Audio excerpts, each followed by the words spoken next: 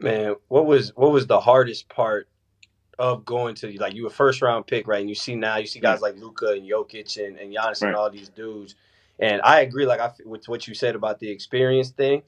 But aside from like the athleticism and maybe the length of the NBA, what makes it so hard for European guys to go to the NBA and stick? Because it's not easy. And I mean, you Yeah. like I said, you see the Luka, but like yourself, what was most difficult for you in that adjustment? So I would say in general first it's like you point, for example, like the athleticism, like the people that were like it's a fast game. The NBA is just go back and forth, and here in Europe it's completely different. Like they want you to take time. We play the 24 second, like we set a play after like two missed baskets, like we gotta calm down, So it's completely different. The NBA is like, man, we're running.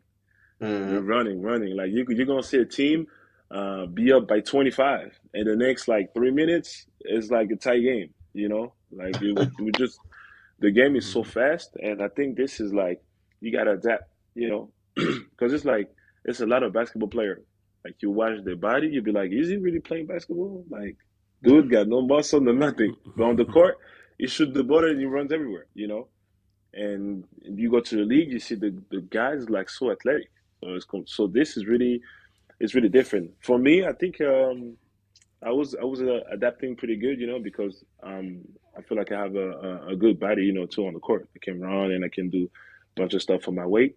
But I think the only like difficult part was the playing time, because I was in a franchise that was already like a great team, like Hmm. you go over there with all these guys, like So for me, this was a little bit hard, and coming from like China and France, which is like those 2 years before, I was playing. I was playing a lot of minutes, sometimes like the whole game. Hmm. So just the adjustment to go there and then play 0 minute the first game, and then I'm like, whoa, like I didn't get to used to that. So this was really like that time was really tough for me. Hey, that's a. I'm glad you said that. That's a good point because I was thinking like, you talk about y'all go pro young, whatever it is, 16, Yeah, 17. So it's like by the time you get drafted, whatever, you 18, 19, right? yeah, And I feel like the Europeans or y'all, you go 18, 19, and y'all are going maybe like, like you said, to maybe fill a role. Where I feel like a yeah, lot of time the Americans, and not all the time, but a lot of time Americans that go 18, 19, like they're like, oh, franchise, like, you know what I'm saying? They're expected yeah, to be franchise guys. exactly. Yeah, Yeah, and I feel like so it's a lot more difficult to expect it to be kind of a role, fit a role at 18, 19 than it is to be groomed to be the star of a franchise. I don't know what y'all think about that, but I But just I thought about think, that when you said that. but I think too, like a lot of players, like European players that end up stashing in Europe for like a year or two. You know what I mean? Like the team doesn't have plans for you for that year or two. So they got to try to yeah, find a way to fit you back in. A lot of stuff happens over a year, 2 years with trades and hmm all kind of movement. So I think that's more difficult. And I think that's kind of the main difference where college kids, they're not stashing college kids. Either they draft you, yeah, bring you on, or they cut you, and then you're just not going to make the team. So I yeah, think that's another disadvantage for the European players that get drafted and then end up coming back like a year or two later. Is like it's a completely different situation from when they drafted you, and now you got to try to, fit in with whatever their plans are at whatever time you come back. Yeah. yeah, yeah. That's true. Especially in the league, like a lot of stuff can happen in like 6 months, a year. Like you said, Mhm. like for example, we have this spot ready for you, but then in like a couple of months, like you hear the trade and you have this opportunity to sign this player, you're Mhm. not gonna be like, no, we have this young kid right there waiting. Like you're gonna take it. It's true, nah, That's the nah, perfect example is shoot, Balmero just I mean that pretty much happened to him. I think who drafted him?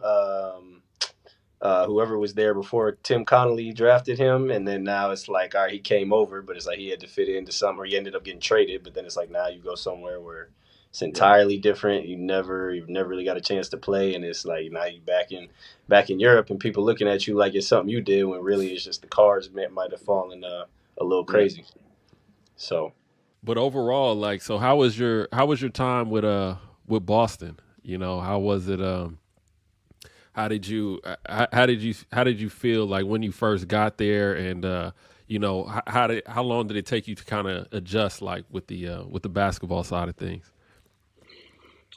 Yeah, so not gonna lie, even like for the 2 years and a half that I was there, it was hard. It was like I say like a struggle, kind of like every day because it's like when you're working for something and it's not coming, and I feel like I never had the chance to prove really. So for me, it's kind of like unfinished business because it was my dream to go there, and then I got drafted. I was there for 3 and a half, but I never had the chance to experience to be in the league, play 15 minutes, something like that, every game to improve, to prove, if I can hoop, if I can be with the level or this and that. So for me, it was really like I always say, like it was a great experience. I learned a lot, from the coaches, from the players, of knowing your role to get ready and just to work in general.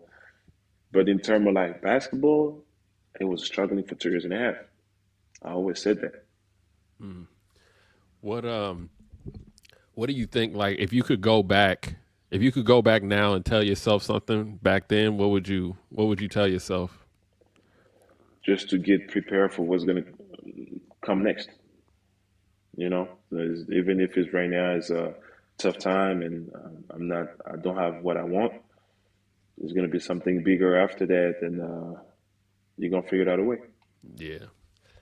Yeah, I think it's always tough, and I think that, I mean, it's not just European players, but you see it a lot with European players, or even Americans that they bring back over from Hmm. Europe. Like, they don't really give them a chance sometimes. You know what I mean? It's like That's you it. spend this money, you bring him back over, and then he Hmm. doesn't really get a chance, and it's, or at least that's what it seems like on the outside, and I think that it's kind of it's kind of unfortunate, but I mean, it is a business. I mean, there's a lot of things Yeah, going on behind closed doors that we don't know, but yeah, I think that there's, and then too, I think that the game is kind of changed a little bit now, like where I mean, you're kind of like a tweener in a sense. Like, you're not like really a 4 or 5 or 3. You're just like a forward. You know what I'm saying? And I right, think like right. now you see those type of players everywhere. You know what I'm Yeah, saying? And almost every yeah, team got one. You know what I I mean? agree.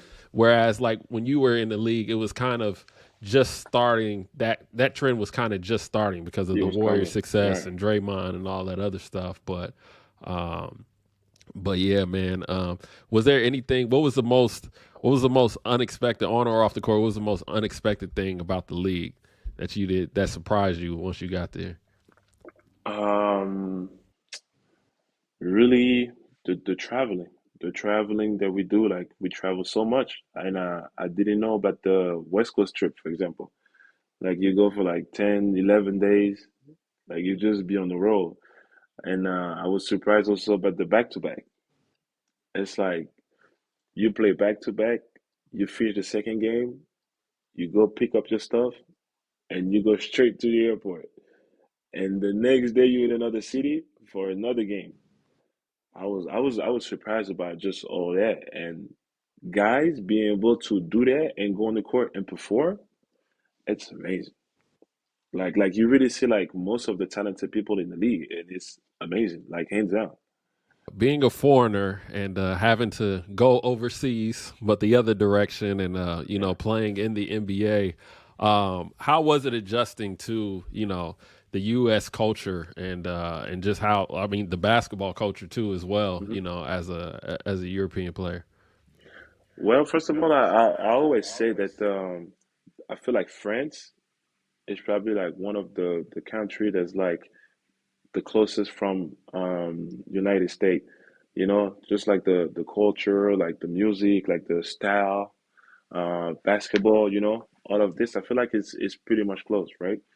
And me, when I was a kid, I always had that dream to go to the league when I started playing basketball. And I'm always been into like the American music, American movies, TV shows, and everything. So I was already like watching all of this.